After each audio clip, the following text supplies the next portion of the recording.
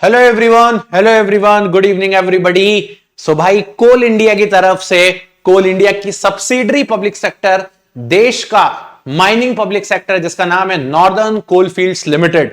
हमारे देश में नॉर्दर्न कोलफील्ड्स लिमिटेड है, वेस्टर्न कोलफील्ड्स लिमिटेड है। ये कोल इंडिया के दो मिनी रत्न पब्लिक सेक्टर हैं। और आज हमारे पास एनसीएल जो कि मिनिस्ट्री ऑफ कोल के अंदर पीएसयू आता है, जिसमें बहुत मतलब ये मान के चलिए 2-3 साल में एक बार फॉरमैन की पोस्ट आती है। फॉरमैन आप ये मान सकते हो कि एक डिप्लोमा इंजीनियर है, जहां पे डिप्लोमा बीटेक दोनों बच्चे एलिजिबल होते हैं। और आज एनसीएल में काम करने के लिए आप सभी के सामने एक बहुत ही प्यारा नोटिफिकेशन आया हुआ है, बेहतरीन वैकेंसीज आई हैं। आज से कुछ 2 साल पहले भी ये नोटिफिकेशन आया था। आप लोगों को मेरी वीडियोस इसी चैनल पे दिखेंगी। इस वीडियो को एंड तक देखिए, मैं सारी चीजें आप लोगों को यहां पे बताने वाला हूं। तो ये देखेंगे आप, नॉर्दर्न कोलफील्ड्स लिमिटेड, ये कोल इंडिया की सब्सिडरी कंपनी है। मतलब कुल मिला के आप एक कोल इंडिया कंपनी में काम कर रहे हैं, जो कि महारत्न पीएसयू है। और इसके अगर हम बात करते हैं, एनसीएल का जो हेडक्वार्टर है सिंगरौली के अंदर है, राइट, और जो कि मध्य प्रदेश के अंदर आया जाता है। अब यहां जो पोस्ट आई हुई है वो है असिस्टेंट फॉरमैन की, जिसको आप एक डिप्लोमा ट्रेनी भी समझ सकते हैं, ठीक है, जूनियर इंजीनियर भी समझ सकते हैं। ये सेम लेवल की पोस्ट है। यहां पर इलेक्ट्रॉनिक्स एंड टेलीकम्युनिकेशन में भी आई हुई है, मैकेनिकल में भी आई है और इलेक्ट्रिकल में भी आई है, ठीक है। और यहां पे साफ साफ लिखा हुआ है कि आपके पास मैट्रिकुलेशन होना चाहिए या फिर इक्विवेलेंट एग्जाम, साथ में डिप्लोमा एंड हायर डिग्री, 3 साल का डिप्लोमा और साथ में हायर डिग्री आपके पास अवेलेबल है तो आप एलिजिबल हैं, ठीक है। मतलब डिप्लोमा वाले बच्चे और बीटेक वाले बच्चे दोनों ही यहां पे एलिजिबल होते हैं, किसी तरीके की कोई दिक्कत नहीं। चलिए नंबर ऑफ वैकेंसीज भी देख लेते हैं तो मजा आ जाएगा आपको। सबसे पहले ईसी ब्रांच वाले जो बच्चे हैं उनकी वैकेंसी बता देता हूं। टोटल 14 वैकेंसी है।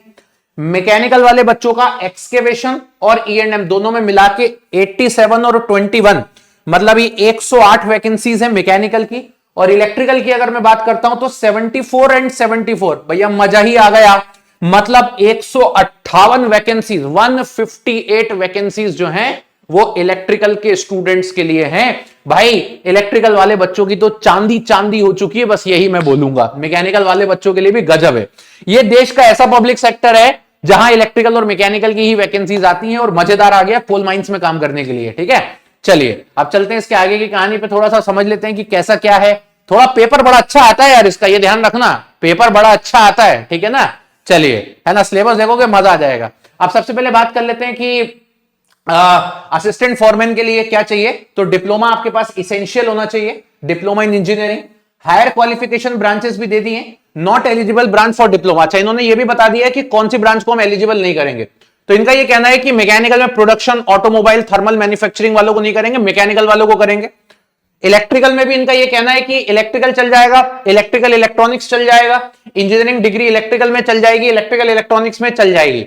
लेकिन अगर आप ये बोलोगे कि भैया मेरे पास तो इंस्ट्रूमेंटेशन, कंट्रोल, पावर वगैरह है, ये सब नहीं चलेगा भैया, पहले ही मना कर दिया इन्होंने यहां पे। अब चलते हैं इसके बाद, क्या सैलरी स्ट्रक्चर होता है ये तो पता होना चाहिए। तो सबसे पहले 1 साल का आपके पास ट्रेनिंग पीरियड होता है, और 1 साल का जो ट्रेनिंग पीरियड है वो ईसी वाले बच्चों के लिए। बाकी मैकेनिकल, इलेक्ट्रिकल जो कि कोर ब्रांच है कोल इंडिया की, यहां पे 2 साल का ट्रेनिंग पीरियड है। और 2 साल में आप लोगों को जो बेसिक पे है वो 47,000 रुपीज दिया जाएगा। इसके बाद आप इस ग्रेड में आ जाएंगे, फिर आपका डीए, एचआरए, अलाउंसेस। और आपको ये बात पता होनी चाहिए, कोल माइंस के अलाउंसेस बहुत ही ज्यादा स्ट्रांग होते हैं, क्योंकि यहां पे आप एक्सकेवेशन में काम कर रहे होते हो, ठीक है, बहुत बार आप अंडरग्राउंड माइंस में काम कर रहे होते हो। तो अलाउंसेस इतने ज्यादा होते हैं कि अगर आप इसको किसी और जेई से कंपेयर करोगे ना, तो यहां पर आपके पास सैलरी काफी बेटर बनती है आपकी, ठीक है।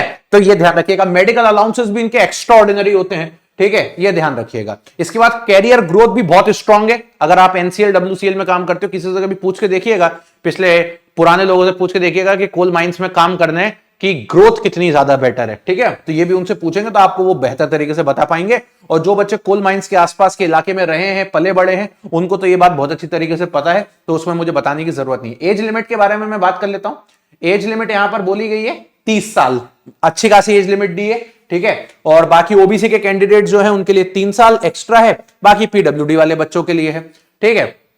अच्छा, फॉर्म की जो फीस है यूआर और ओबीसी और ईडब्ल्यूएस के लिए 1000 रुपए है, और 180 रुपए एक्स्ट्रा लगेगा, तो 1180 रुपए है। एससी, एसटी और ईएसएम के बच्चों के लिए कोई फीस नहीं लगेगी, इनका ये कहना है, ठीक है भैया, ओके, ये भी मान लेते हैं। अब चलते हैं इसके बाद पेपर के पैटर्न के ऊपर। वैसे तो मैं पेपर के पैटर्न की अलग से भी आपको एक वीडियो बनाऊंगा, लेकिन इसमें भी एक बात समझ लीजिए कि क्या है। तो पेपर का पैटर्न मैं बता देता हूं, पहले तो मैं पिछले बार वाला बता देता हूं। सीबीटी होता है, पिछले बार भी इन्होंने सीबीटी कराया था। आप मोहित सर एनसीएल डालेंगे तो मैंने तो एक एक डेढ़ महीने तक यूट्यूब पे क्लासेस भी ली थी, मैं आपको ये भी बता देता हूं। ठीक है, इस बार भी मैं पीवाईक्यू आपको सॉल्व कराऊंगा, चिंता मत करो। पेपर का पैटर्न इनका ये 90 मिनट्स में ये 100 क्वेश्चन आप लोगों से पूछने वाले हैं। और सेक्शन ए और सेक्शन बी रहेगा। सेक्शन ए में टेक्निकल नॉलेज है 70 क्वेश्चन का। टेक्निकल बी में जो नॉन टेक है वो general knowledge, general awareness, reasoning, verbal और एप्टीट्यूड आएगा। ठीक है, ये ध्यान रखिएगा। टेस्ट सिटीज के बारे में इनका ये कहना है कि ऑल ओवर इंडिया ये लोग पेपर करवाते हैं, तो इसलिए अभी से बताने की कोई जरूरत नहीं, मैं सिटीज बता भी दूंगा आप लोगों के लिए।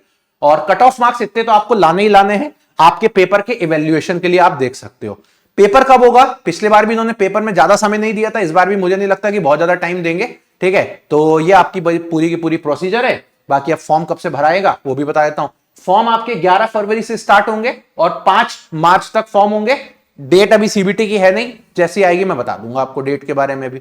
तो ये आपके पास पूरा का पूरा हो गया। सिलेबस भी मैं डिस्कस करूंगा अगले सेशन के अंदर आप लोगों को, है ना, तो बने रहिए। अगले सेशन में मैं सिलेबस को भी बहुत अच्छी तरीके से डिस्कस करूंगा। वीडियो के नीचे कमेंट जरूर करके बताइएगा कैसा लगा आपको ये छप्पर फाड़ वाला नोटिफिकेशन। बहुत ज्यादा वैकेंसीज है, लास्ट टाइम से ज्यादा वैकेंसीज है इस बार। मेहनत करना स्टार्ट कर दीजिए, मैं आपके सामने लग जाऊंगा।